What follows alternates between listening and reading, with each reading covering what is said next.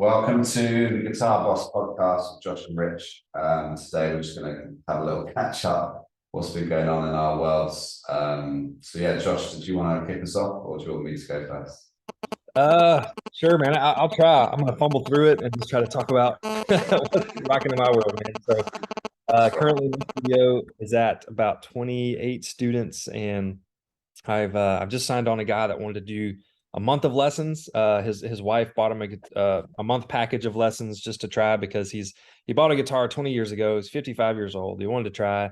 She was hoping this would kind of reignite the passion of playing the guitar. Yeah. And so I got him signed on. He did his second week. He's picking up steam. He's doing good, and he loves the Robert Johnson blues type stuff. Yeah. So I dove into the rabbit hole of Robert Johnson. Now I freaking love him even more. And I started learning Crossroads and teaching him Crossroads and this kind of stuff. And so, but anyway, yeah, man, I'm hoping he'll stay on if he enjoys it, you know. But yeah, I kind of slowed down the marketing stuff a little bit because I realized I'm really trying to zone in at the end of the year. So, you know, early October, mid-October, you should be really thinking about what you're doing at the end of the year. And one tip that I learned from Rob Hamilton, I think he's big in the Fonz group with Eric Brenner.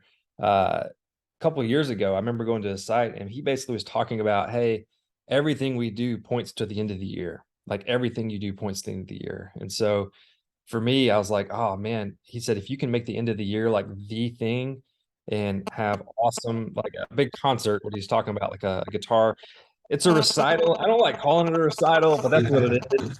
You know, when I hear recital, I think of me when I was like 7 years old playing the piano at this little church and like dressing up in a nice shirt and like getting by myself with this big piano in front of everyone, and I'm just hating it. And so recitals like always bore me. Until like one of my sisters played piano and she had to do like the recital in front of everyone. It was just like, oh man, this is lame.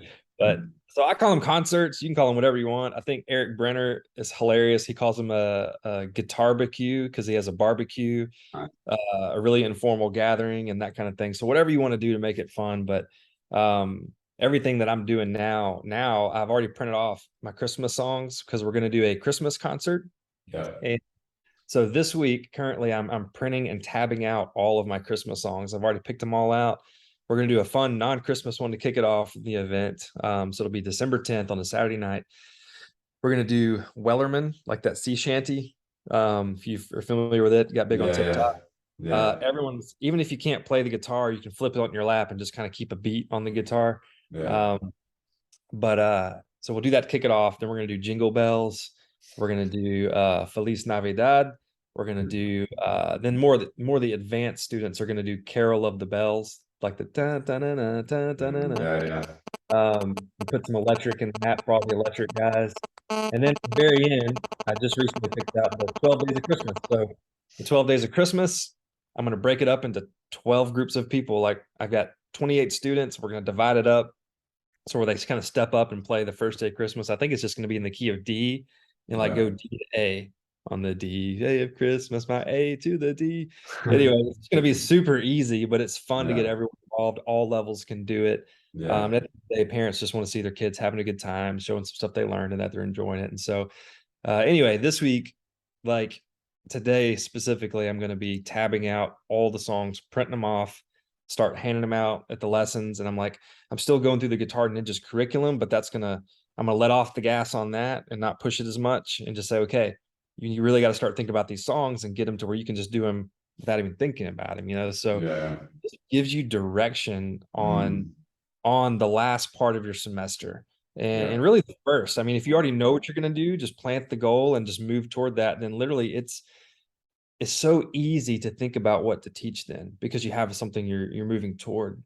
So used to I get all frazzled because I'm like, crap, what do I do today? You know? And then okay, to grow, I need some type of curriculum of some kind, whether I write it or we get someone else's. That's when I found Guitar Ninjas. It's like, oh, perfect. Now I have something to do every day. Then I need to tweak it to what I want to accomplish with my student. You know, and that for me, that's the end of the year thing. And it's just a bit. And Rob Hamilton does a great job of talking about, look, if you're going to spend money, man, drop it on that. Like get a professional photographer to take pictures for your kids. Get a videographer if you can afford it. Like, get in there, make it a true concert. Get the fog machines, get the strobe lights. Like, put on a show. And that, man, when you have that as ad copy, parents start envisioning their kids wanting to do something like that and having fun, and boom, man, it kind of takes care of itself. So anyway, man, that's what I'm up to. End of the year stuff. Nice. Well, I've got a lesson in a few minutes, so I haven't got, Yeah, haven't took got all the much time stuff. there. No, it's great. I was, the cogs were turning in my head, just thinking I've got to start sorting things out for the Christmas show. I've got to book the venue. Last year I filmed it all, and so we had that, which was great. But then it was very Christmassy, so I just felt if I put it everywhere throughout the year, it's always just like looks Christmassy. So I need to find a way of making it look less Christmassy in a way. Yeah. It's just it was at a local hall. Because don't really have big venues around the studio. And there are rehearsal studios which look super cool for the show. The rest of the room is quite small. So maybe I'll go check them out, see if there's a big room you could hire out for a few hours and just do it there. That would be super. I think that'll look super nice. And less Christmassy. So but it sounds like you got it all sorted, man. It sounds incredible, and I look forward to seeing the results. Yeah, we'll keep moving toward that end, man. Awesome. Well, short one today, but I hope you got some great insights from Josh there. It just shows that just doing a show, even though it does feel like a lot of work, you can, if you're prepared enough, you can get it sorted, and it's a ton of fun anyway. Right, we'll see you in the next one, guys. All right, take care. Bye. Adios. Get Saw Boss Radio coming to you now.